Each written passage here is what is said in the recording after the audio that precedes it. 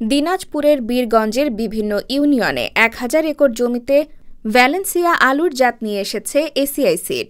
একই মৌসুমে একই জমিতে দুইবার আলু চাষের সুযোগ সৃষ্টির মাধ্যমে ভ্যালেন্সিয়া কৃষকদের জন্য নতুন সম্ভাবনার দ্বার খুলে দিয়েছে।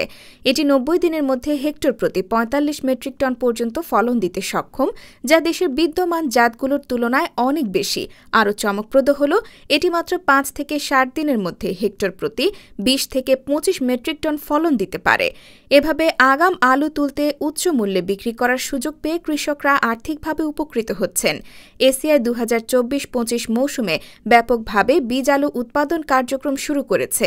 ২৬ জানুয়ারি রবিবার সকাল ১১টায় দিনাজপুরের বীরগঞ্জে বিভিন্ন এলাকায় আলুর ক্ষেত পরিদর্শন করেন এসিআই এগ্রি বিজনেস এর প্রেসিডেন্ট ড এফ.এইচ. আনসারি, প্রতিষ্ঠানের বিজনেস অপারেশন ম্যানেজার ড মিজানুর রহমান, এসিআই সিডের ডিজিএম ড নুরুল আলম সিদ্দিক প্রমুখ।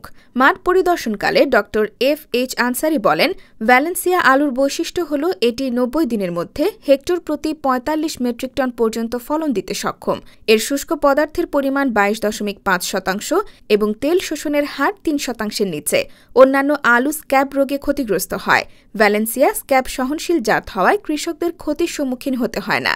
দিনাজপুর অঞ্চলের দায়িত্বপ্রাপ্ত প্রতিষ্ঠানের বিজনেস অপারেশন ম্যানেজার ড মিজানুর রহমান জানান, চলতি ২০২৪-২৫ মৌসুমে দিনাজপুরে ১,০০০ একর জমিতে এসিআই ডায়মন্ড, এস্টারিজ, মিউজিকা, এসিআই আলু ১৪, এসিআই আলু ১৯, এসিআই ফ্রাই আলু ২, এসিআই পাকড়ি ১, এসিআই পাকড়ি ২, কার্ডিনাল সহ মোট ১২ জাতের আলু বীজ উৎপাদন হচ্ছে। তবে সবচেয়ে বেশি এস্টারিজ এবং ভ্যালেন্সিয়া জাতের আলু চাষ হচ্ছে। ২,৭০০ কৃষক এসিআই আলুর বীজ উৎপাদন প্রক্রিয়ার সঙ্গে যুক্ত রয়েছেন।